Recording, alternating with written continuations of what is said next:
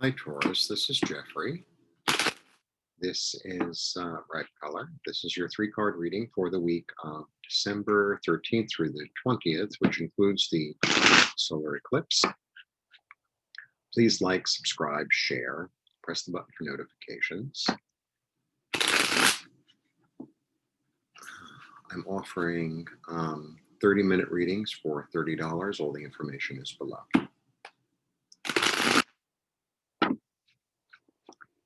And I already did a full moon reading, a new moon reading, a solar eclipse reading, which is also already up on the site, and go check that out. Okay, let's get to it. So this includes the solar eclipse.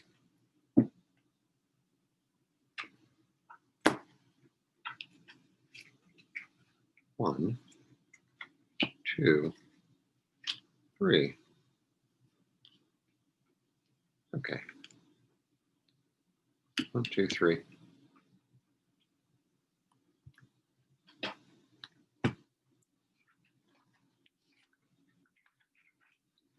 Right. Well, this is interesting because you get, I always say interesting. It's like, I wish I had another word. Ironic. This is ironic because you have the card of illusion. This is about the light is so bad.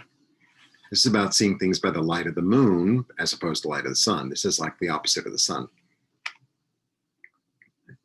The mysterious path. The mysterious path. Then you get the sword of truth. And then you get the king of the sword of truth. So,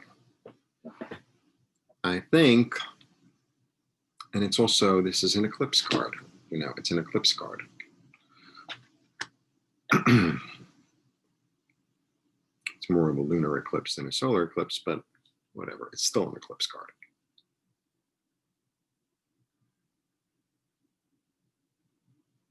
The moon is a very interesting card that has a lot of meanings. And it's 15,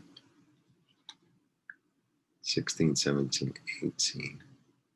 16, 18, which is a 9, attainment.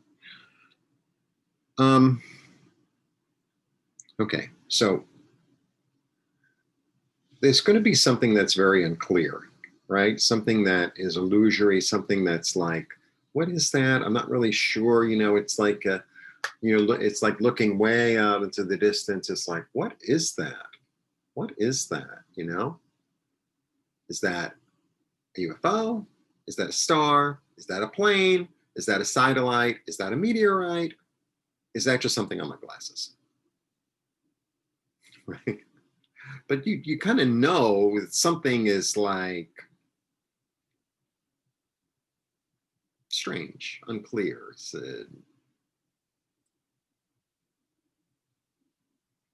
maybe a little treacherous, maybe a little dangerous, maybe a little bit crazy. This could also be this could be lunacy. And you kind of get that feeling. Then here it comes. Here it comes. The sword of truth. Like, this is about your mind. This is about really using your mind.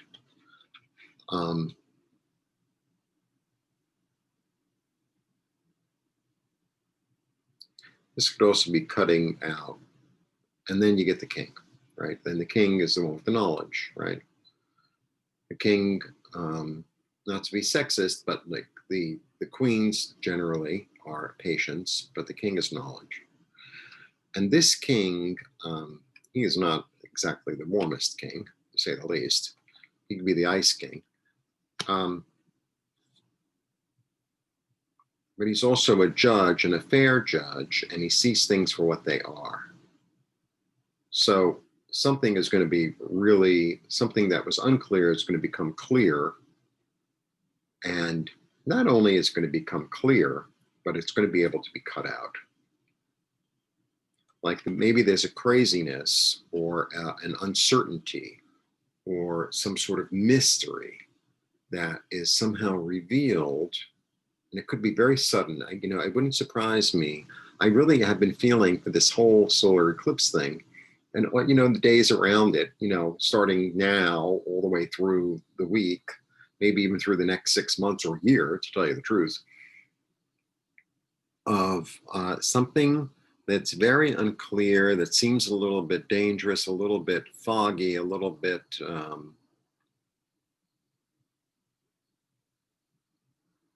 dreamy. It could even be like a very clear interpretation of a dream, a very clear interpretation of a dream that, you kind of get the download right away. Sometimes I have a dream and I wake up in the morning and I know exactly what it means immediately. Sometimes it's like, oh, I'm not really sure. I always feel like we're all our own best dream interpreters. We're all our, sometimes you need to talk about it with somebody and you say, oh, it could mean A, it could mean B. And they say, I think it's B. And you're like, oh no, now that you said it's B, I really know it's A. Because you're a dummy. That's why I asked you.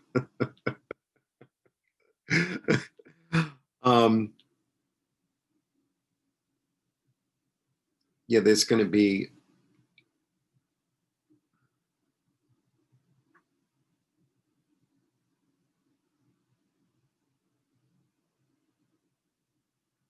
what's interesting about this, Joe? In both of these cards, I always see these little things falling off. I don't know if you could see it. It's lighting is awful. This is why I try to do it during the day, but I'm a much better reader at night, and at night is when I'm really alive. Anyway, there are these little things falling from the sky. There. You see these little things? Right? And then the same thing is here.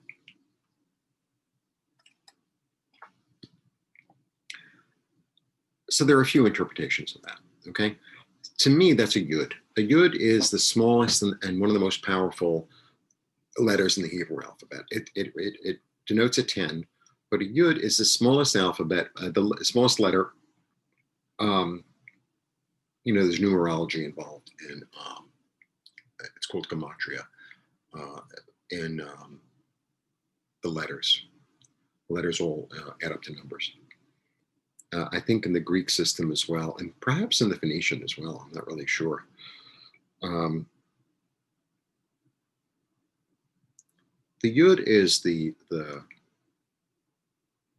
it's the Y in English. It's Yahweh, right? It's the energy of Yahweh. It's the energy of the Godhead. It's the energy of the spark. If you look at Hebrew letters, the way they're formed, it's like the configuration of fire, right? If you really look at the letters, it's like they go all the beginning of them have this thing. It's like a fiery thing, and then it goes down or it goes to the side or whatever it does. Not all of them, but almost all of them. It's like the language of creativity in a way, or the letter shape. I mean, it's developed into that. Anyway, so for all these yuds to be falling, these are the sparks and the understanding of new seeds about to be born. That's the way I see it.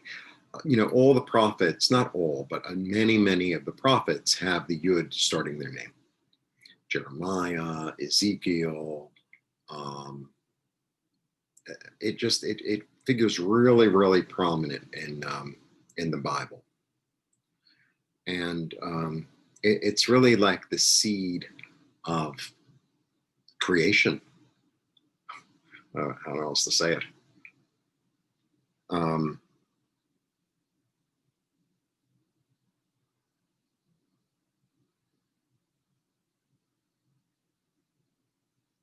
So I feel out of this this illusion that you cut through, that you're able to see clearly, there's going to be something new that's born because you're able to distinguish. It's really important sometimes to really be able to distinguish what's real, what's not real, and to cut away cut away the fat, I guess. I know there's another expression. I'm good at expressions, but I can't think of it now. You cut away all the unnecessary stuff and get to the heart of the matter. And I think that's what's really going on. You know, it's about getting very clear about, it could be anything, you know, it could be about, you know, budget. It could be about what do I want for a job? It could be about a relationship. It could be about, you know, maybe your whole life story. It's like you have to just sometimes cut it down and skim it, and then you're able to, you know, take it piecemeal. Sometimes when you have like this enormous project to do, it's like, you know, it becomes so overwhelming. But then if you break it down, it's like, oh, okay, well, I'm doing, you know, I broke it down to this, and this was the skill, and then, well, actually, I have to use the same skill again. So maybe that's the theme. You know, I think you're gonna be able to see a theme, um, and actually, because you're able to, like, you know, cut it into slices in a way, um, it becomes more manageable. But I think also it will help you. It's almost like within those manageable pieces, there's like this seed of something new that can be planted and um, nurtured to grow. That's kind of my take on this. It's very, it's a very powerful reading, actually, because, you know, for any of us to really see an illusion for what it is and to cut it away is a really it's a really powerful thing. And you're also, you know, at the end of the day, like always the aces, to me, the aces are divine help, you know, because it's some weird hand that comes out of like the sky and like just gives it to you. Like, oh, you know, it's like divine help. It's like the cavalry's coming, you know, but it's better than the cavalry, you know. It's a cavalry with wings. So, yeah, you know, confusion, but then clarity, you know, because you get two of them, you know, you get the ace and the king, kind of the beginning and end, which is great, which is great. So let it be revealed. Let it be revealed, and then you'll know what to do because you're going to be clear. It's also, this is the sort of truth. It's a sort of truth, right? It's good news. Thanks for tuning in. One-on-ones are available. It's all below.